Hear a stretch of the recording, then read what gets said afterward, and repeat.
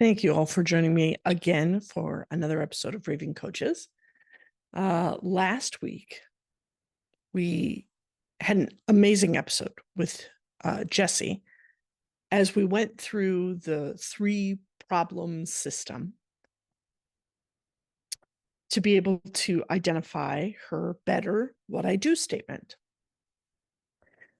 And have gotten great feedback, not only from Jesse, but from people listening to the episode already, from other coaches who are interested. Because I put out a call. I put out a call on a podcast, Facebook forum. And when I thought that maybe I would get, maybe I'd get 6 or 7 coaches who are like, yeah, let me do hot seat coaching. I want to work on my what I do statement. And I could pick from those 7, I could find 3. 70 coaches. 70 coaches said, I want to work on my I'll do hot seat coaching. I know my what I do statement doesn't work. 70 coaches. What's that tell you? Can I tell you what it tells me? It tells me as coaches that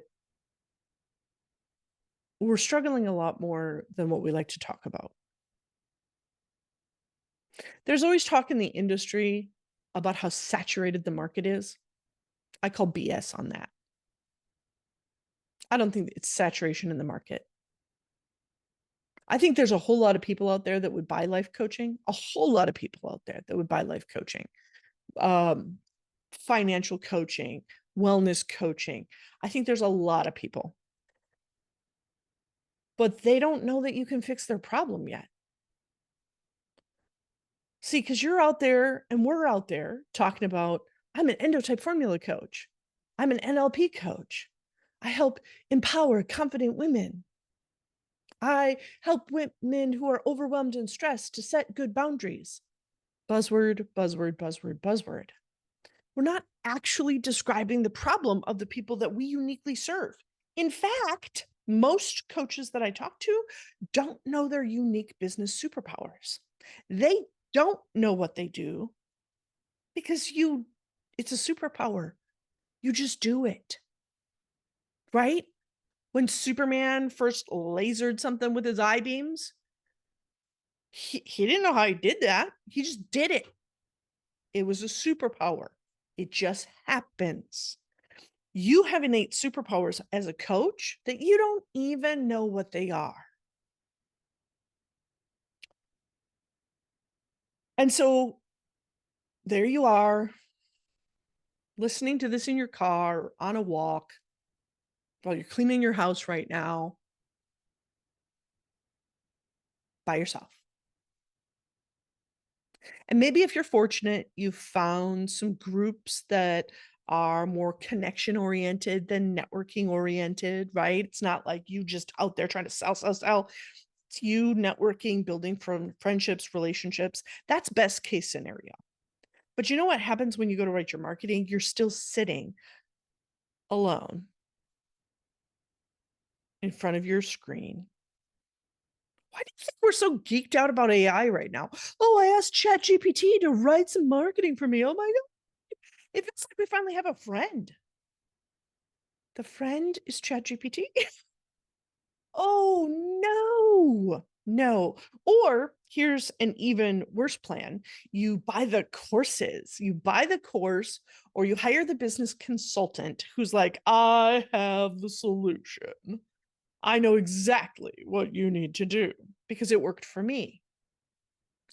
I am not even calling into the question the fact that there are business coaches like myself who found a way to sell fitness coaching.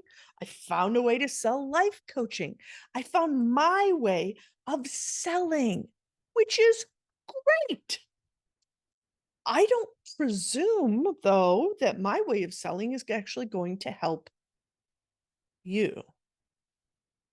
You have to find your way.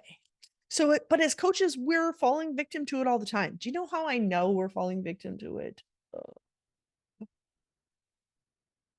Because of the amount of DMs, the amount of unsolicited emails, the amount of offers I get because I have coach in my title on LinkedIn or in my title on Facebook.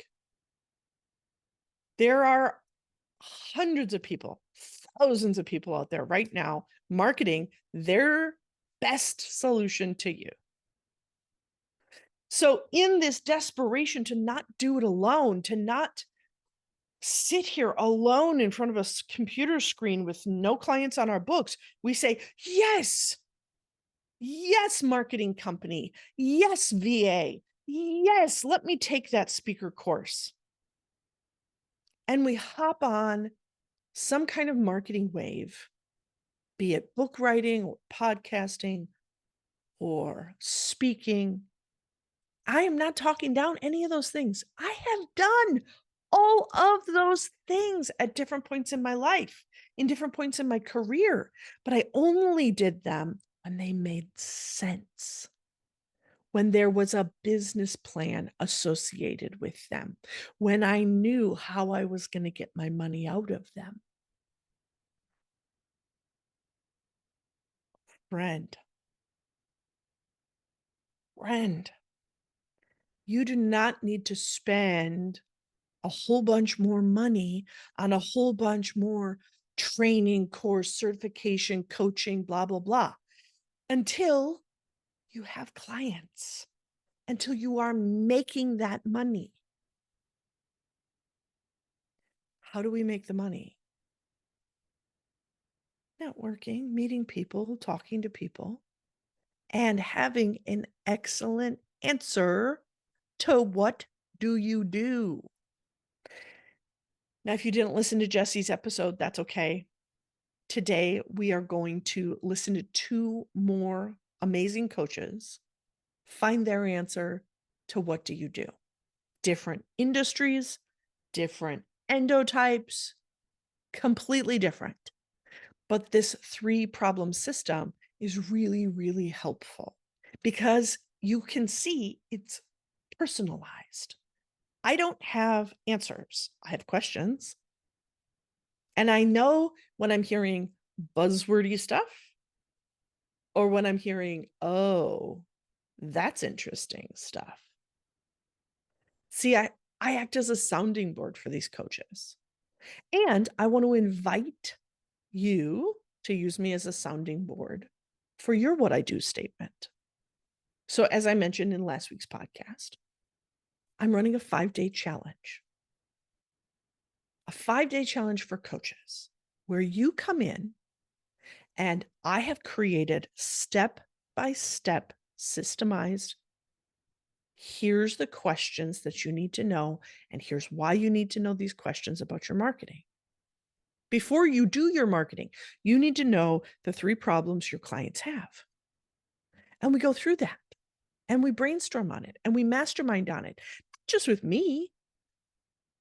But if you come to the Stop Saying You're a Coach challenge, you're going to have other coaches in the community who you're going to be able to mastermind with, who are going to be able to go, oh, that's interesting. Say more about what you do. Or to go, yeah, that's okay. I don't want any more okay answers. I want excellent answers for you so that you are out there doing the work you're supposed to do. May 6th through the 10th at 11 a.m. Central, we are going to meet together. And each day we are going to uncover and discover together the 3 problems your clients have that you need to know before you create your marketing, before you craft your what I do statement, before you go to the next networking meeting and use buzzwords, use buzzword bingo, right? Overwhelmed, confident, empowered, bingo. listening to the coaches introduce themselves with the same words over and over again. It's time to actually start speaking your client's language. And this is the first step.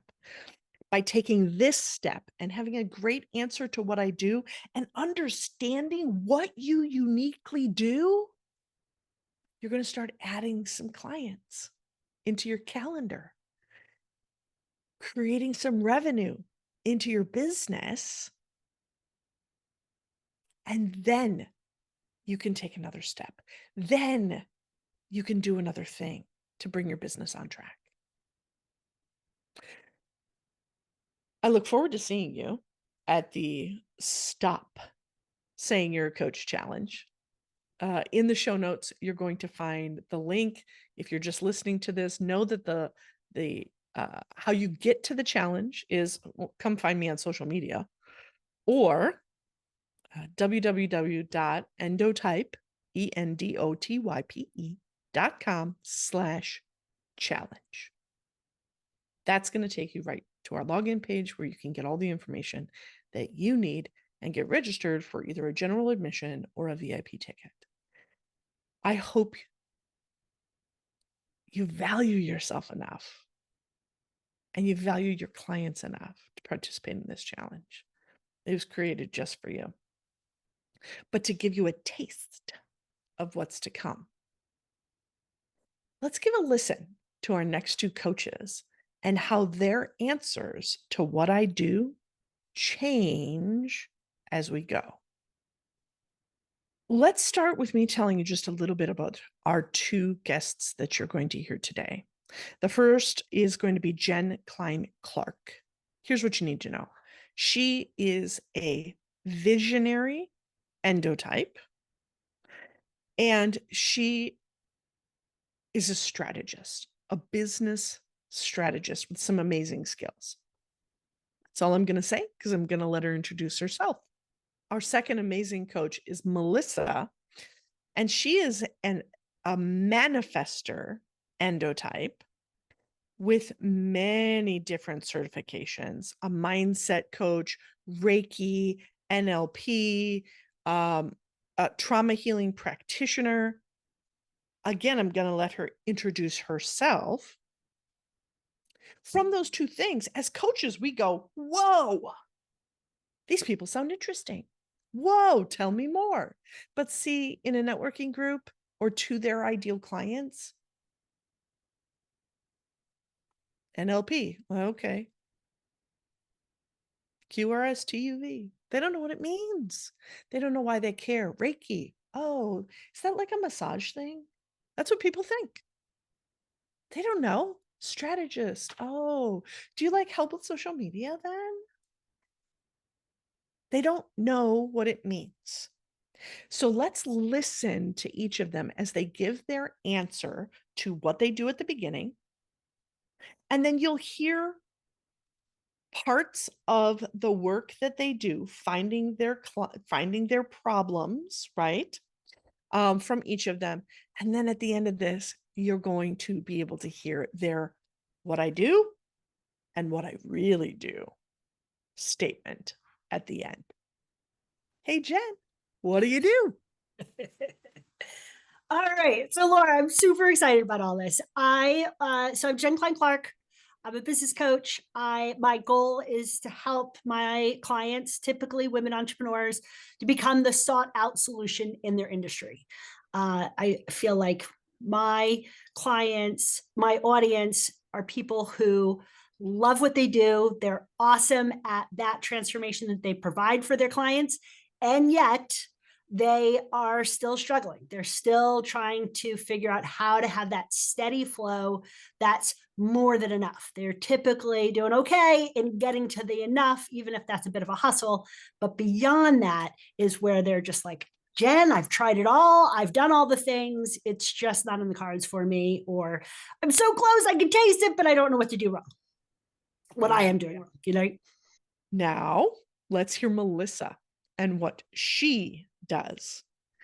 So, Melissa, tell us what you do. Yes. Hi, Laura. So I am a mindset and transformation coach, and I help people transform their lives so that they can build and live a more fulfilling life by digging into their subconscious minds and creating the neural pathways required to get to where they're seeking to be. Awesome. So, Awesome. Great.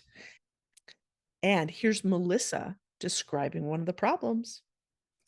yeah, I would say the root problem, dare I say, for all of us, is battling your own subconscious mind, recognizing Mhm. how your subconscious mind works, acknowledging your deep seated belief systems that you may not even be aware of, and learning about your reticular activating system and how to rewire those neural pathways.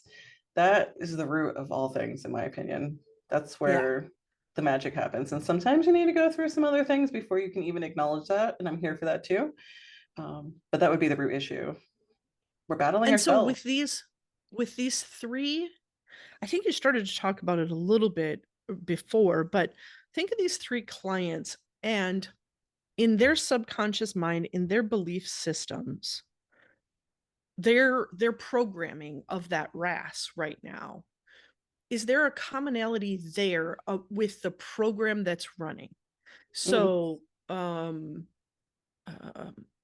no, nobody ever loved me, or Mhm. um, I don't know, something, like that big thing that when you can get them to see, look, here it is. Here's the belief system, or here's the belief.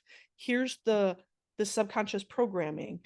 Is there Mhm. some commonality there in with the clients that you serve? Yeah, absolutely. So the commonality I would say would be I'm not worthy. I'm not enough. I'm not lovable. I'm not successful. And abandonment on all levels too. Either self-abandonment, relationship abandonment, money will leave me, things will always leave. Those would be the most common, the top ones for sure. Yes. I think things always leave. That's interesting because that'd apply. That's one of those that applies at every area of their life right there. Yeah. Um, yeah. Okay. Okay. Now we're gonna listen here to Jen talk a little bit. Man, that I'm having a hard time saying the commonality among them. Um, for one, it was messaging. I know I'm not saying this in a way that's attracting my ideal people. I'm bringing in the wrong people. Um, she was pretty aware that she didn't have she wasn't growing her audience. Um, my other client was about time that she needed to find more hours to do more things, she thought. Um, my other client had two different businesses that she wanted to grow simultaneously. And I really had to help her see if you split your time into two businesses, then you're splitting your energy, and neither one is going to move very quickly, right? And so we figured out what needed to get moved first. Um, so that was prioritization, I guess. Like, Mm-hmm. right? She wanted to put everything on the front burner. And once again, here's Jen. Based on this, what are those deep, gnawing, what are they ashamed of when it comes to the fact that they haven't been able to solve this problem on their own yet? I think it's that first one. They're like, I left corporate for this. Like, I thought there would be more. I thought I would have been further along by now. And the fact that there's not more or they're not further along, what does that mean about them?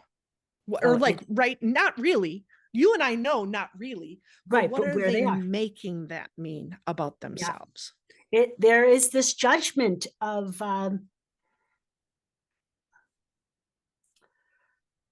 not good enough. I wasn't made for this. Uh, Mm, I I screwed up. I shouldn't have left. Um, And that's where I think these other levels are coming into play. Like, well, I shouldn't change the service that I'm having because God forbid the few people that I have in the membership, I don't want to screw that up. Right. Or if something goes well, then they're like, oh, great, now this is happening. But clearly that's not going to stick around, right? So that I think all the other, for my people, I think there's that, I can't believe I got myself in the situation and I'm stuck. And because of that, then there's 2, 3, and 4 kind of follow after. And again, let's listen as Melissa puts this all together for us. But I am not about training everybody to have the same intro because boring. Because then again, we're just all sounding the same. So 2 things to remember as we craft the what I do statement. It is we have to use the descriptors of that regular people and our clients use. And we have to see things from our client's perspective and talk about them and not what I do. Doesn't matter what I do yet. Yeah. It matters that I can talk about their problem. So a few different ways to start the what I do statement. Problem, aggregate, solution. So do you ever feel like, and we're speaking to the public problem there. Hi, I'm this, and what I do is public problem so that they can have the opposite outcome of their fear-based problem, so that you feel like you're not going to be homeless on the side of the road, whatever it is, right? A personal story, use them cautiously because, right, we have to make it about them. But growing up, I struggled. When I was building my business, I struggled with, in fact, I often felt like fear problem. Now I'm helping other people find a solution. Have you ever wondered, how to juggle all the things in your life, your work, your, and maybe like many, you feel like maybe I could take another productivity class. Maybe I could take another certification. Nothing seems to actually be working. And instead, what you begin to feel, you're left feeling like if you don't make these things work, right? If you don't begin to measure up, kids aren't going to talk to you when they're grown. You might end up divorced. And this business, if you don't make it work, you're going to end up homeless on the side of the road.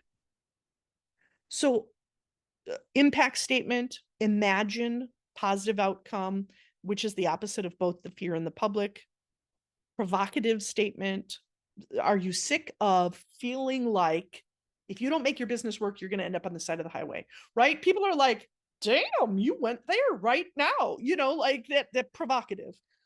Or a testimonial. Recently, I was working with. So let's work on one of these in the time that we have remaining here. Which one feels closest to like something you would personally say? I definitely am more of the impact statement kind of person. Okay, great. Either or. Awesome. Okay. So, and again, right, I invite you to come to the challenge, and during the challenge, I'm inviting people to write all 6 of them, because I think there's value, there's like juicy nuggets in writing it 6 different ways and then figuring out which one you love. But let's work on impact statement. So what would you have them imagine? What's the positive outcome, which is both the opposite of the public and fear-based problem? Great question. Things that come to mind are, imagine having that successful business that was easy to build with your relationships still intact. This is where I struggle. This is why we need you. This is your calling. No, you're getting there. Or imagine being able to walk into that conference with confidence and feeling like you belong at the table.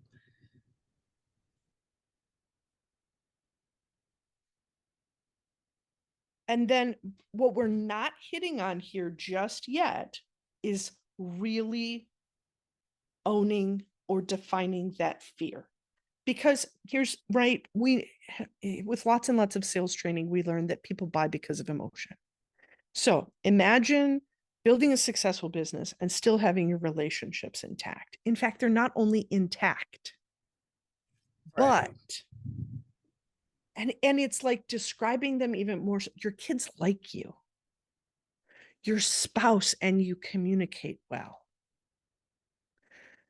You right, your customers can't get enough of you. You have a wait list, for heaven's sakes. You can finally, oh, you used a couple of really great terms for this in it the first time. You talked about how it's easier, how they right now feel like they're in quicksand. They feel like they're in chains. They feel heaviness. So it's right. You can feel free from the heaviness that life feels like now.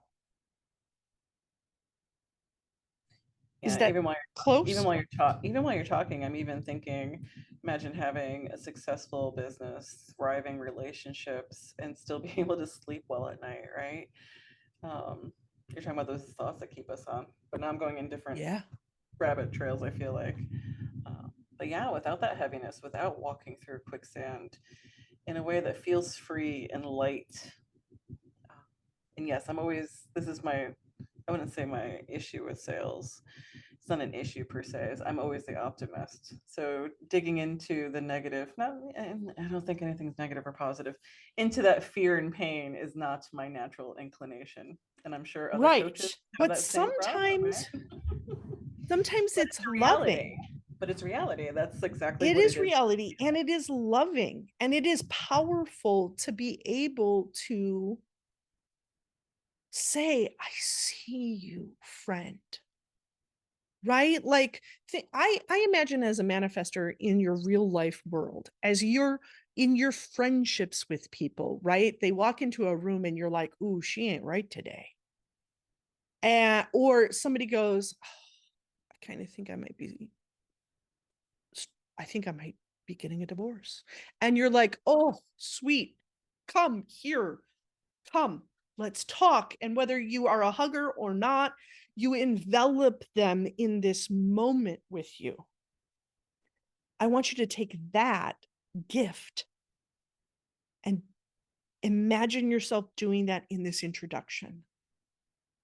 Because it's not positive stuff. That's not a positive experience, right? It's not a happy. But they have to know, they have to feel the warmth of your acceptance of their crap. Because they've gone through their whole life trying to be happy all the time and do the right thing and do the right thing and do the right thing. And they need a place where they can feel like they can bring the heaviness and you will hold it. Now, Jen, what she does and what she really does. Hey, Jen, what do you do? All right. So Laura, I'm super excited about all this. So I'm Jen Klein-Clark. I'm a business coach. My goal is to help my clients, typically women entrepreneurs, to become the sought out solution in their industry. I feel like my clients, my audience are people who love what they do. They're awesome at that transformation that they provide for their clients.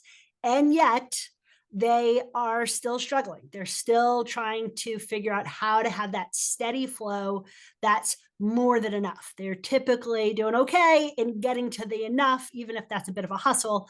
But beyond that is where they're just like, Jen, I've tried it all. I've done all the things. It's just not in the cards for me. Or I'm so close, I can taste it, but I don't know what to do wrong.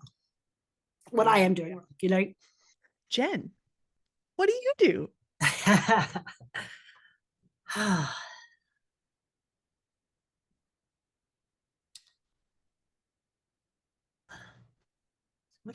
So I help the women that are running their business and terrified that nothing is going to change in the next 6 months, that they're going to be still making the same amount of money, serving the same kind of clients, and they know that they're capable of so much more. Oh, could you tell a difference? Did it feel different in your soul? Yeah. Is it going to get her clients to lean in a little bit differently? Yeah. And now here's Melissa, what she did and what she really does. So, Melissa, tell us what you do. Yes. Hi, Laura. So I am a mindset and transformation coach, and I help people transform their lives so that they can build and live a more fulfilling life by digging into their subconscious minds and creating the neural pathways required to get to where they're seeking to be. Awesome. So, Awesome. Great. are you sick of walking through your life with this mask of perfection, having it all together, fully joyous in all aspects of your life, while you're actually fearful that you're going to drop the ball at any given moment and it's going to implode your life to such a degree that you can end up homeless on the side of the road, that your relationships will fall apart, you will be abandoned, seen for who you really are, and everyone will leave you? Here's the good news. We can change that without you having to do any more certifications, any more courses, spending any more money on the things that are not going to bring you any closer. Yeah. Melissa's answer was way different. Now, I want to let you listen to a couple of their takeaways from this process as you evaluate whether or not you're going to be joining us on the 5-day challenge. Okay. You've seen the process. You understand? You want those worksheets that we worked through? I think you do. You want to be able to have some hot seat coaching? Apparently, there's a lot that do. A lot of those coaches, those 70 coaches that I told you that said, yeah, I'll do hot seat coaching. I want to be on your podcast. By the way, I went back to them and I invited them to come to the challenge. And so many of them have already registered for the challenge. My sincere thank you to Jessie, from last week's episode, to Jen, and to Melissa for jumping in the deep end with me and doing the hot seat coaching and really walking away with the value. And know that each one of them is invited to come back to that challenge. So you can come to the challenge and meet our guests personally. Get registered. Get your what I do statement on track and get some clients. Get some clients coming into your world. Please stop wasting time and money and energy on things that aren't going to get you closer until you know what you really do. We'll see you then.